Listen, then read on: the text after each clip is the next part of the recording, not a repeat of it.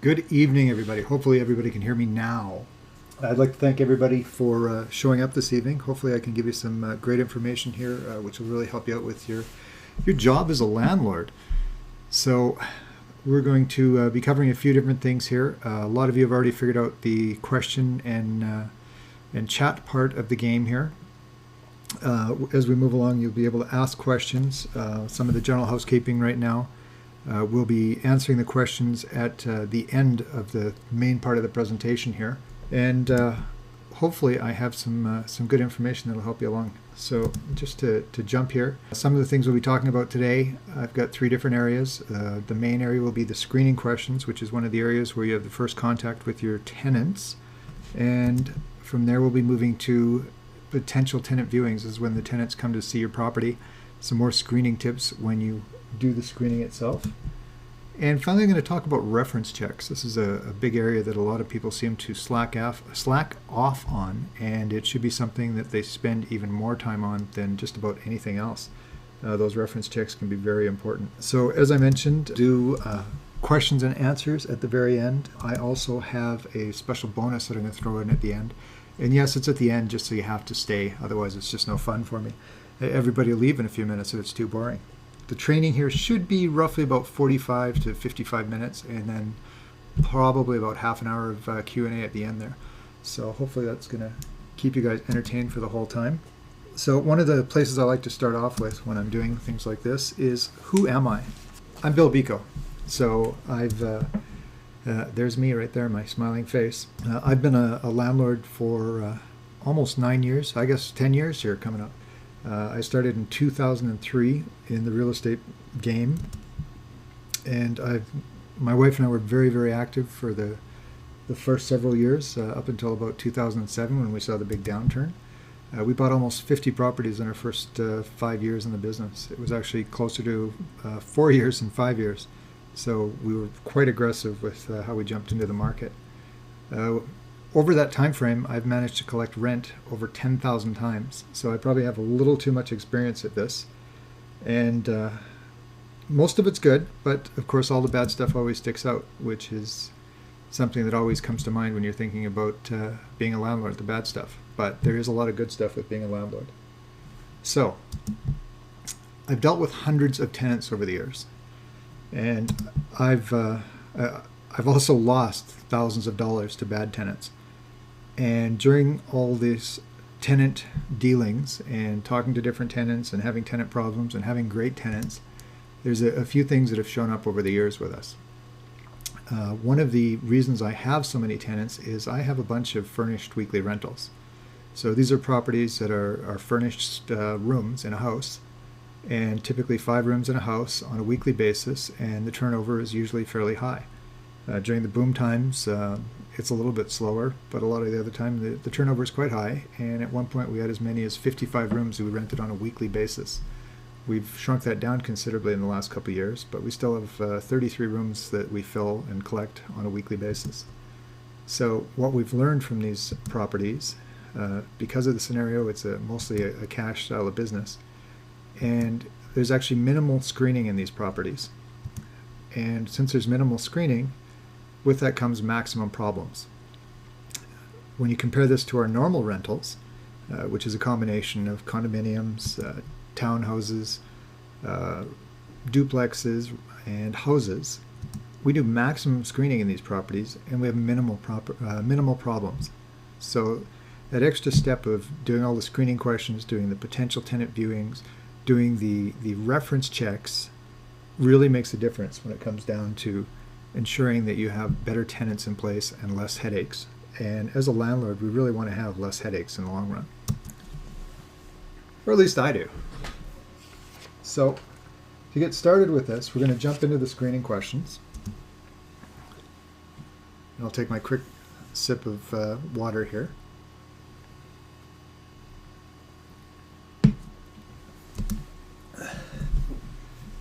First contact. So the screening questions are your first contact with a potential tenant. These are the tenants that call in from one of your ads or one of your signs, or email you, and in turn you call them back. This is the opportunity for you to find out a little bit more information about the tenant and to determine whether you're going to get them to the next step where they actually get a viewing. So one of the important things about renting out your property, if you have a notepad that you carry with you or a notepad near your phone, try to take notes on all the calls that come in. I also recommend having a cheat sheet with the questions nearby as well, at least for the first few times you deal with this. After a while, you can start winging some of the questions and usually remember them after the first 50 or 60 times you've asked them all the time. But to begin with, make sure you have the questions nearby and take notes with all the calls. You'll be referring to them probably quite often as you go along. So one of my favorite questions to start off with is how long will they be renting the place? So they're calling in looking for a rental. You want to know how long they want to be tenants. Now, sometimes they'll just answer 6 months or a short term. And if your goal for the property is to get long-term tenants in who you want in for several years, you can tell right away there's a disconnect. Their goals and your goals are not the same.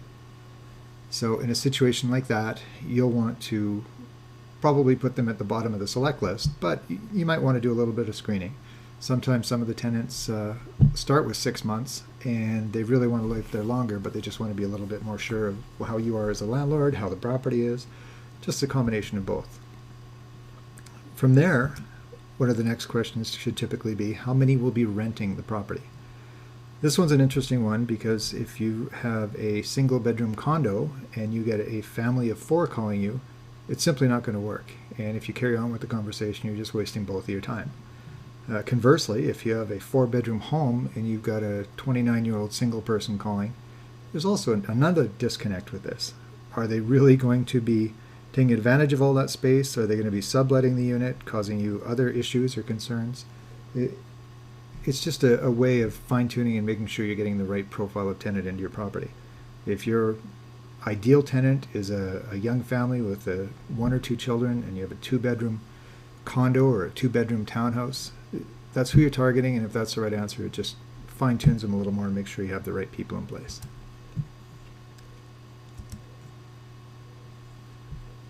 When do they need it? This one is a really good question to make sure you're getting the right people, again, that are going to fit your needs. If you have a vacancy coming up for the 1st, which is 10 days away, and somebody's looking for a unit in 40 days, again, they may not be ideal for what you need at the moment, and you'll want to keep their information, but they're also not going to jump to the front of the list. If you have opportunities to show it to people who can see it right away and take it right away, you'll probably want to jump on them instead.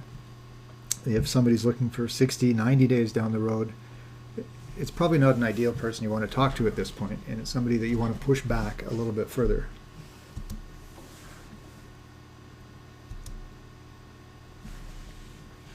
This one is just for your sanity.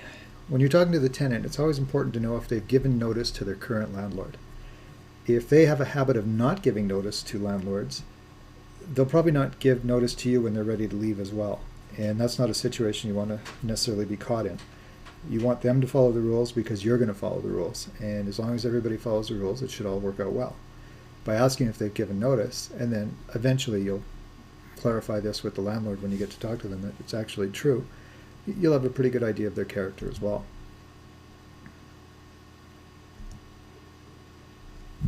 How long were they at their current address? Again, this is another way of looking at how long are they hoping to rent for. If they've only been at their current address for 6 months or less and they're looking to move already, you might want to push further and ask how long were they at the previous address, and perhaps the previous one before then. If they have a trend of only staying at a place for 3 to 6 months, it would probably raise a little bit of a red flag with me. They aren't consistently staying in one place. If it's less than a 6-month term, there would be some concern on my part that they were getting evicted or asked to move on from where they were previously. It would have to be some pretty extenuating circumstances before you'd be letting somebody that has a sketchy past of hopping from property to property into your property, unless that's what you're looking for. But again, as a landlord, ideally in your regular rental property, you're going to want tenants that are in place for extended periods of time. So 2, 3, 5 years would be ideal.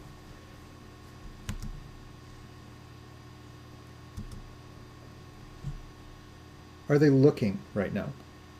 This one pops up a lot. It's a factor of how the economy is going as well. Sometimes people are just looking to see what's out there to try and make a decision in the future to see if there's another place that they can move into. If they're just looking, they're going to be sucking away some of your time. And that's not something that you really want at this point. If you have a vacancy, your goal at the moment is to get it filled as quickly as possible. And again, this might fit on a secondary pile because they might be ideal tenants, but their timing is just a little bit off. You want somebody who's looking right now, or somebody who wants a place pretty well immediately to take your property.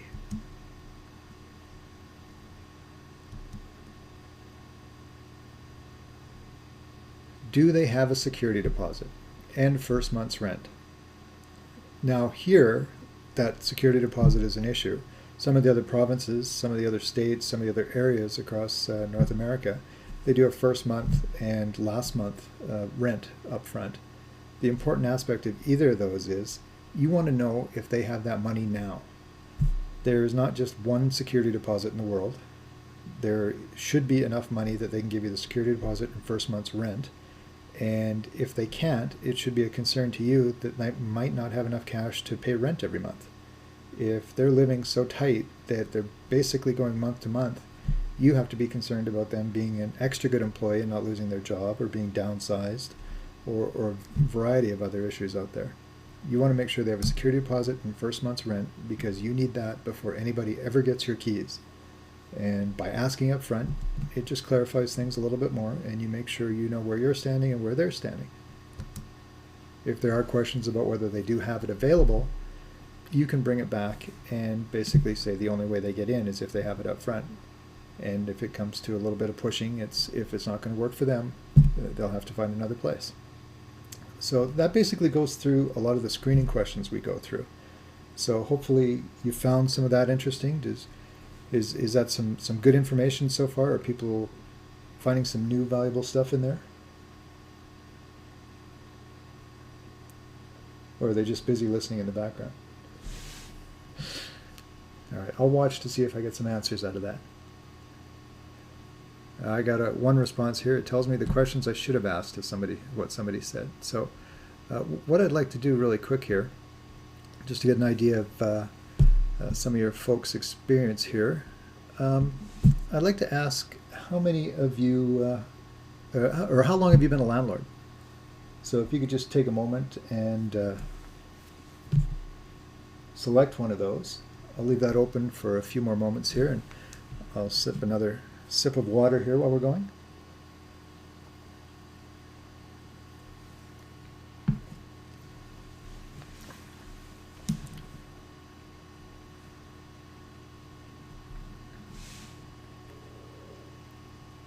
So shut that down. I'll just show you the results here just so you have an idea of what we've got. It looks like predominantly longer than 1 year, and a few people just starting out. So, and we got one veteran in there somewhere, a couple of veterans, it looks like, longer than 5 years. So, thanks for taking a moment to fill that out for me. So we're going to jump forward now to the potential tenant viewings. So this is basically second contact with the tenants. You've had the conversation with them, you've deemed them good enough to come visit the property at this point, and a potential prospect versus a suspect calling in. And this is where you get to review some of your earlier notes on all your calls. So by taking your notes and bringing them with you to do the viewings, you'll have a good idea of who the people coming are. Now, some of the tactics I use when I'm doing tenant viewings, I like to have multiple viewings all at the same basic time frame. Most of my properties are a distance away from my home, which is what I prefer. And if I'm going to show the property to somebody, I would prefer to have 3 or 4 sets of people showing up to look at the property. So I don't necessarily drop everything I'm doing to go show the property the evening I get the call, but I'll try and set something up between 7 and 7:30 the next night, or a couple days down the road. With a busy environment and low vacancies that we're seeing these days, you should be able to do this quite easily. There's a lot of activity out there, and there's not a lot of properties, so people are getting a little bit feverish. The way the economy is picking up around here, even lately, it's probably going to get worse in the next 6 months. So it's going to be ideal for landlords. You will basically be able to have your pick of the litter, so to speak. So by having multiple people show up at once, it'll save you some of the time, and it becomes even more important to have all your notes handy with you. Things with the viewings when the tenants show up: were they on time? Were they early? I hate to be kept waiting, and if I have to wait for a tenant, it could be a sign of how they are going to be next time when it comes to paying the rent or when they come to sign the lease. And it's just a good indicator of what may occur in the future. So there may be a valid reason, might be a car accident, might be car trouble, might be stuck somewhere, might have gotten lost, but I really appreciate it when they show up on time.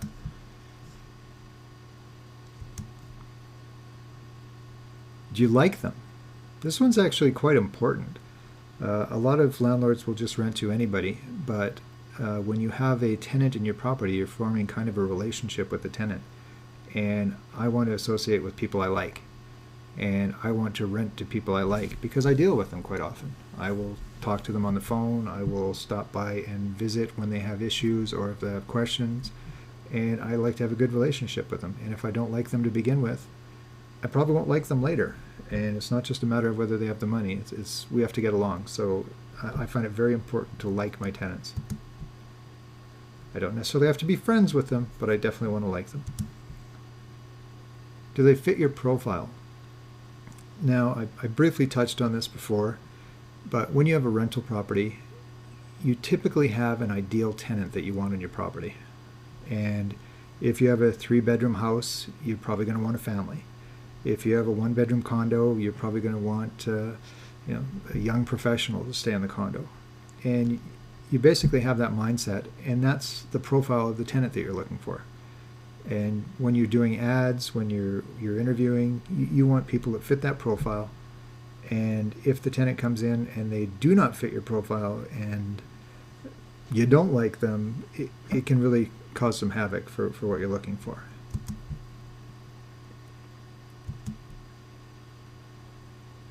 So this comes back to your earlier screening questions. Much of the screening questions that you originally asked, this can be an ideal time to re-ask many of these questions, especially if you have multiple tenants. You can follow along the lines of it. Now, we had talked on the phone, but I was just curious again, how long had you been planning on renting? And you really want to look at your notes when you've done this, just so you can compare and make sure the notes haven't changed too much. Now, quite often, originally when they talk on the phone, they might say, we're just looking at 6 months. But when they come and see your exceptional property, they're going, well, we've been looking for a shorter term, but we really like the property, and we're hoping that we can possibly do a year. A lot of tenants right now are also aware that rents will be going up quite a bit in the next year or two, just again, because of the low vacancy rates. And some of the smarter ones will actually be looking for 1 or 2 year leases. So just something also to watch out for.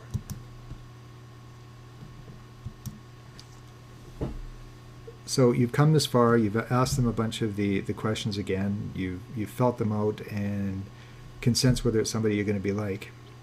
If it feels right at this point, that's an opportune time for you to give them one of your application forms.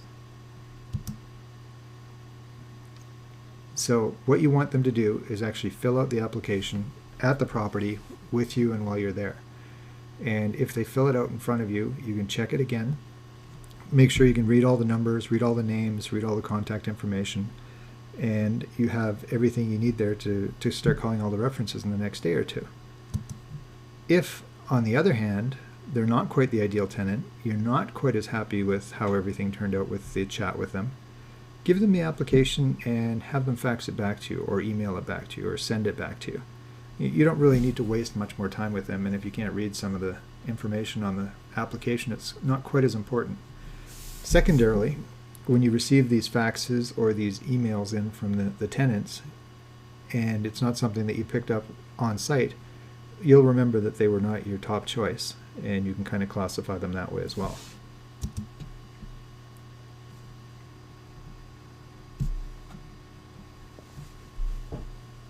So I'm actually zipping through this much faster So as I'm busy talking away, let me know at some point if I'm going too fast, if you guys are getting all the information okay here.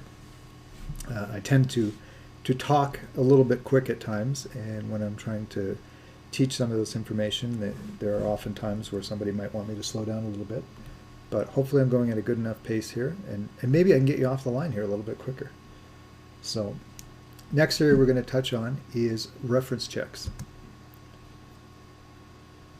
Now, as I mentioned at the start, reference checks are one of the areas where a lot of landlords just don't do the diligence they should.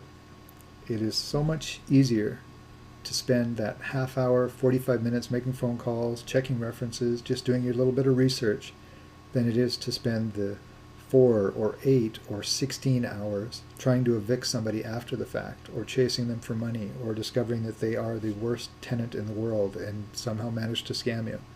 So that half hour is well worth the time. And if you can do the reference checks and you've passed all of your earlier screening, there's a very good likelihood you're going to have some great tenants, and you might only be doing this once every year or 2 years or 3 years. So we're on the home stretch here, so hopefully everybody's still paying attention.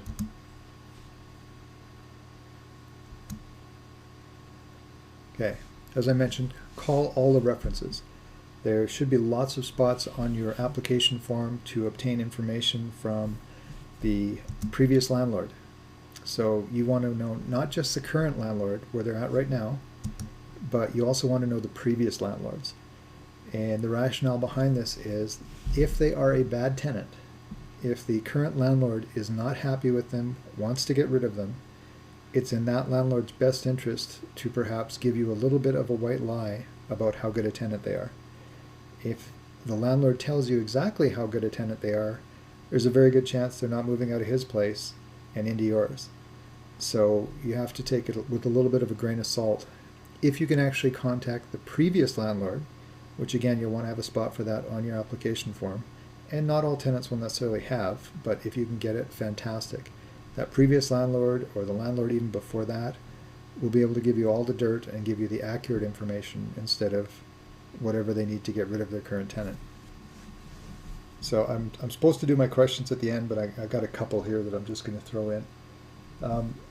If this is their first time renting, they may not have previous landlords, and I've actually run into a few tenants in the last several years who don't have references because they're homeowners, and quite often they're homeowners in other provinces or other areas, and when they come to our location, they've got no previous landlords to refer me to. They've been homeowners for 10, 15 years, and they're moving here for work.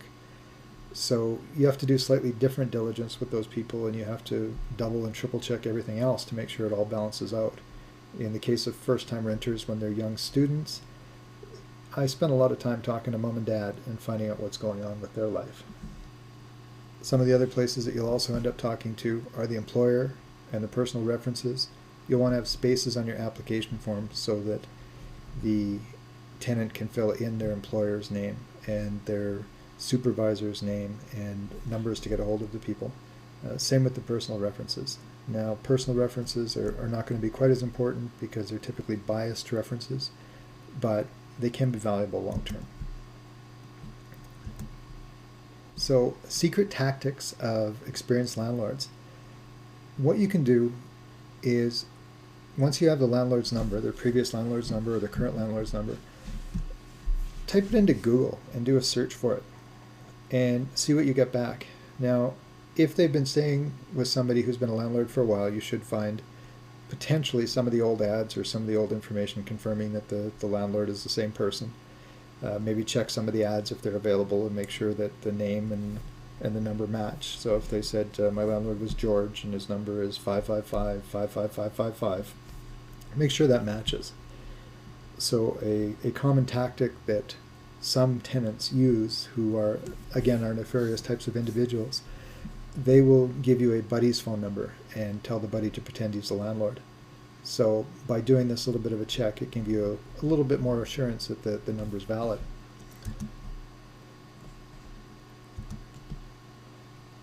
So sometimes, though, it doesn't match up.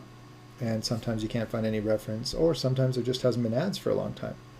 That doesn't necessarily mean that person's not a landlord, but just to protect yourself, I always use this question when I'm calling to check on a reference. And when I first get the person on the phone, my conversation starts with, I'm calling about your rental unit. At no point do I mention the tenant's name. At no point do I mention that I'm doing a reference check. I'm just calling about their rental unit. This will usually give you a either stunned silence or immediate rebuttal, or something along the lines of, I'm full at the moment, I don't have any more vacancies. So if you get the stunned silence and they suddenly respond with, well, what are you talking about? I don't have a rental unit. You've sniffed out that you've been given a fake number and a buddy's number. So at that point, you're living on the edge, and it's up to you whether you want to put that individual in. They may have given you an accidentally wrong number, and you can verify that, but I'd be highly suspect about it at this point. So always start out with them calling about your rental unit. Again, if it is a landlord and they're full or they're vacant, they'll start talking to you right away. But you'll definitely be able to catch up their buddies when they're trying to trick you. So again, you want to talk to the current landlord if possible. And when you're talking to the current landlord, you want to verify some of the questions you talked about earlier. And you want to verify that they did give proper notice if they're planning on leaving right away. You want to find out if they've been paying on time, if they've ever had any issues with payments, any issues with noise, just some of the typical questions that would concern you as a landlord. You would do these same questions with the previous landlord if you're able to obtain it. And as I mentioned, quite often tenants don't hold on to the landlord's name after a year or two, but hopefully they still have the landlord's previous numbers, and you can give those people a call and basically follow the same tact and find out as much as you can about the tenant. The next stage will be the employers. Now, very much like when you're looking up the landlord, you'll want to look up the company and make sure the company is valid. If it's a large company, it's probably not going to be much of an issue. You've probably heard about it. But if it's a smaller company that you don't recognize, you'll want to take a look and see what you can find out. One of the interesting aspects of this is if your property is in one side of the city and the company is in the complete opposite side of the city when you look them up, it might raise a few flags as to why the tenant wants to live on the opposite side of the city and possibly face an hour or 2 hour commute to get to work every day.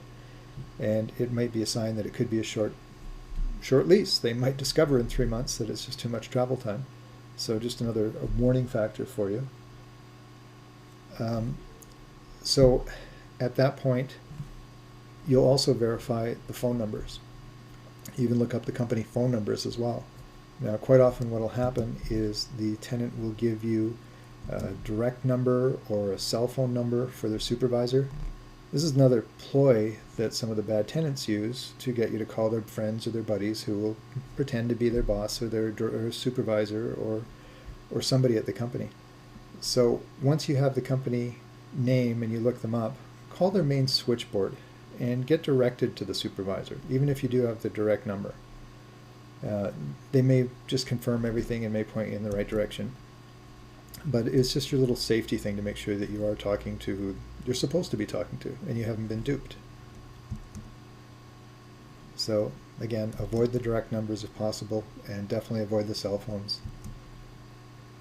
If you can verify them at the main desk when you call in through the switchboard that it is indeed somebody who works for them and those are actual numbers, you can try calling directly that way. But preferably you go through the main switchboard. And I have a few questions that I like to ask, but of course my killer question all the time is when I'm talking to the supervisor, I ask if they were a landlord. I ask them something. Oh, here it is. If they're a landlord, would they rent to that tenant? And it depends on the relationship they have with the tenant themselves, but typically you get a pretty honest answer. And that's usually a good indicator. If the supervisor or the employer feels that they would rent to them, it's typically a good sign. Some of the other questions we like to ask. How long have they been employed there?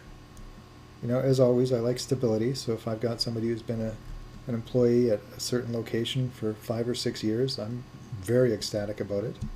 If they've been there for 5 or 6 days, I'm a little more hesitant. I ask if their continued employment is likely. Now, the supervisor or the employer will often know if there's some downsizing coming down the road and may let that slip to me. Or they'll also give me an indication whether possibly the tenant isn't quite as good an employee as they would like to have, and maybe their job prospects are not quite so good at this time, which could put you in a little bit of a situation if you're not getting rent paid. So that's the basic steps with the employee references and employee checks. So from there, we move to the personal references. Now, these are the least important, but they can still be important. You want to just make a few calls, especially in the case of younger tenants, maybe the first or second rentals fresh out of university. You want to talk to mom, dad, get to know some of these other people that they're using as references. And also long-term, if it turns out that you've got issues with a tenant, it can be incredibly handy having 3 or 4 personal contact numbers to contact their friends when they're not paying you or not answering phones or causing some issues. Not necessarily the nicest way to do things, but definitely a way to gain a little bit of leverage. So I'm just going to backtrack to a couple of these questions, and I know I'm supposed to wait until the end for them, but one of the questions could be that I got was, wouldn't the landlord just lie to you to get the tenants out? This is back to why you want to talk to the previous landlords as well, so not just the one landlord. So that's one of the things you'll have to watch out for. So again, back to personal references. They're still important, and they provide you with the backup contacts if issues arise. So we've gone through the screening questions. We've gone through the viewing situation where you talk to the tenants and see about potential tenants fitting your profiles. We've talked about reference checks. And all of these are vital pieces of the puzzle when it comes to ensuring that you have good tenants.